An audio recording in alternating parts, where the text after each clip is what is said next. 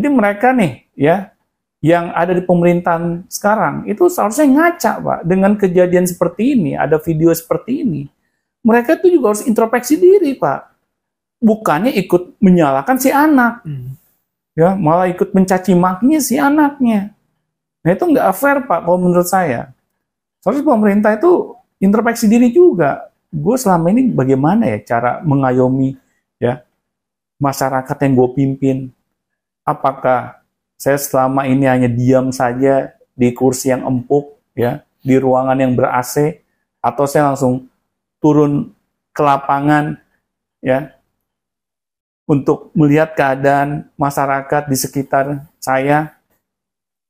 Nah itu, Pak, yang seharusnya kita sebagai pemimpin kerjakan, ya.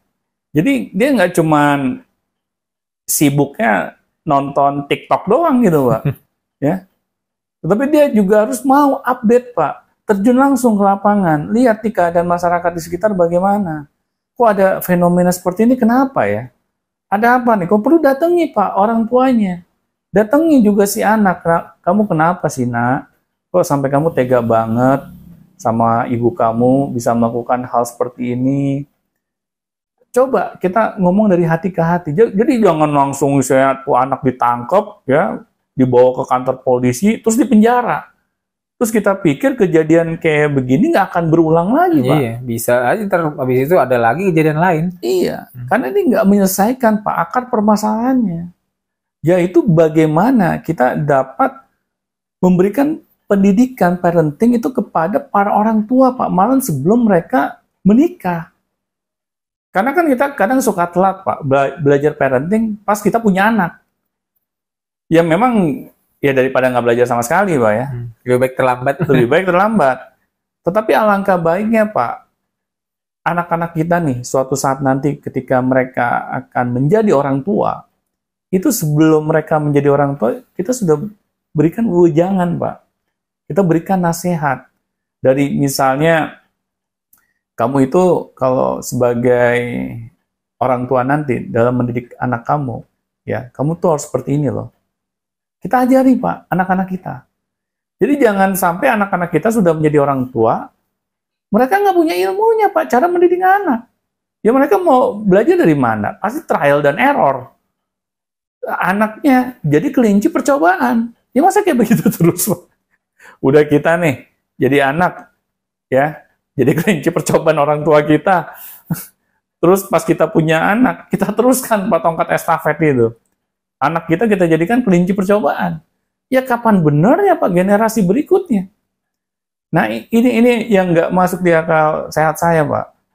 Kalau kita sebagai orang tua, kita nggak mau belajar ilmu parenting, Pak, pasti, Pak, kehidupan anak kita di masa depan itu akan rusak, Pak. Karena anak kita nggak dibekali sejak mereka kecil, Pak. Bagaimana menjadi orang dewasa yang semestinya. Nah, apalagi kalau orang tuanya dua-duanya sibuk bekerja, Pak. Sampai lupa punya anak. Ya bagaimana, Pak, anak kita ini bisa menjadi kebanggaan orang tuanya? Terus dengan misalnya anak kita berikan sekolah yang terbaik, pesantren yang terbaik, terus kita pikir anak kita otomatis jadi berbakti kepada orang tuanya. Mungkin nggak, Pak? Ya kalau tanpa peran kita sama sekali mah nggak mungkin. Pasti nggak mungkin, Pak. Pasti nggak mungkin. Kenapa nggak mungkin? Ya sedangkan guru-guru di sekolah anak kita, mereka kan juga punya anak-anaknya. Anak-anak kandung maksud saya, Pak. Iya. Yang harus mereka didik. Apakah mereka punya kepedulian yang sama dengan mereka peduli dengan anak kandungnya, dengan mereka mengurusi anak kita? Iya. Kan nggak mungkin, Pak. Iya. Mereka akan lebih peduli anak kandungnya sendiri. Lebih peduli dan lebih sayang sama Iya. anaknya sendiri. Ya mungkin kalau anak kita bermasalah di sekolah, ya paling kita sebagai orang tua yang dipanggil, ya, ini anak ibu gimana sih? Ibu bisa nggak sih ngurusin anak di rumah? Paling begitu, ini tadi salah-salahin. Terus kita masih mau, misalnya hanya menyerahkan pendidikan anak kita ini kepada pihak sekolah saja. Kalau kita masih punya akal sehat, Pak, pasti kita nggak mau, Pak, mengulangi kesalahan yang sama. Ya, kita lihat nih, ya, video yang tadi di awal, bagaimana seorang ibu digebukin oleh anaknya, Pak. Apakah kita pengen kejadian itu berulang kepada diri kita, Pak, sebagai orang tua? pasti kan nggak ada yang mau Pak digebukin oleh anaknya. Nah, tetapi kalau kita Pak tetap nggak mau berubah Pak ya, kita tidak mau belajar menjadi orang tua, kita hanya abai saja gitu. Dengan peran kita sebagai orang tua, kita pikir dengan saya bisa mengumpulkan uang sebanyak mungkin, ya, terus anak saya akan menjadi anak yang soleh dan soleh. Kalau itu pola pikir kita Pak, ya pasti kejadian ini akan terus berulang. Nggak mungkin enggak Pak, karena uang dan materi itu nggak cukup Pak. Ya pasti anak-anak kita, ketika kita membiasakan ya dengan hanya memberikan uang dan materi pas sejak kecil sampai dia dewasa, dan suatu saat hal itu kita stop, Oh iya, ngamuk. pasti mereka ngamuk Pak. Ini juga kejadian Pak sama murid Vicar School yang saya melihat di depan mata kepala saya sendiri. Seorang anak SMA Pak, tega-teganya bentakin ibunya di depan saya Pak, dengan kata-kata yang kasar. Sampai saya kaget gitu, dulu gue bandel nih, tapi gue nggak segila dia gitu. Ya. Nah akhirnya sampai saya bilang ke si ibunya, Bu, ini kayaknya kita bicara empat mata dulu deh Bu. Ya, biar kakak di luar dulu Bu ya. Nah, jadi saya bisa tahu bagaimana nih kok bisa sampai ada kejadian seperti ini. Ya. Oh ya, baik Pak Doni. Akhirnya si anaknya disuruh keluar dulu dari ruangan saya Pak.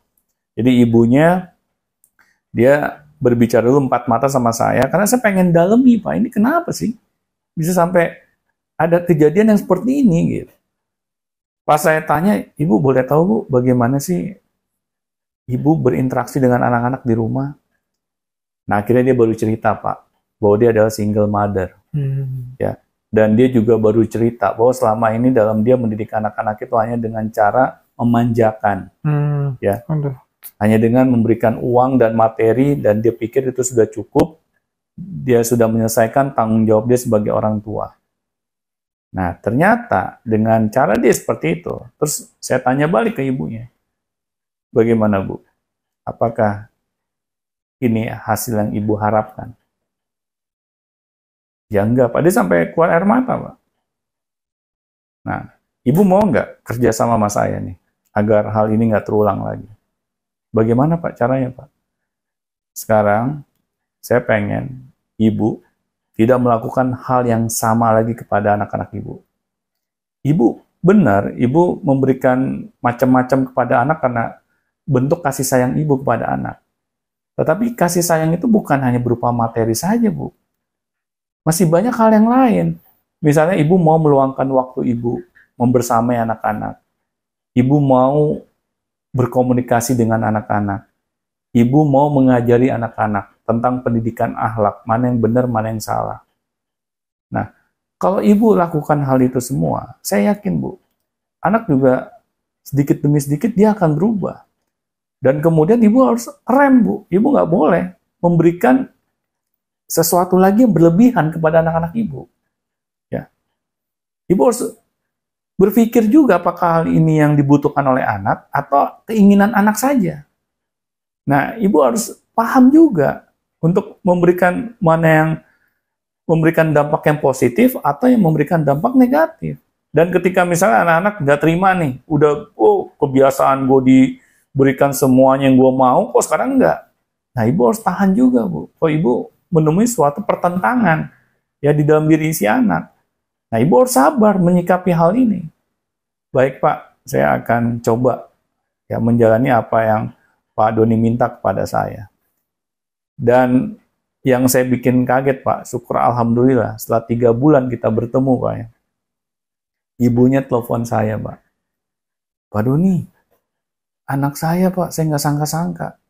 Dia bilang ke saya, Bu, boleh nggak saya cuci kaki Ibu? Buat apa nak? Saya mau minum airnya Bu, hasil saya mencuci kaki Ibu. Karena saya selama ini sudah banyak berbuat dosa kepada Ibu. Wah, itu ibunya Pak, nangis bombay. Ya.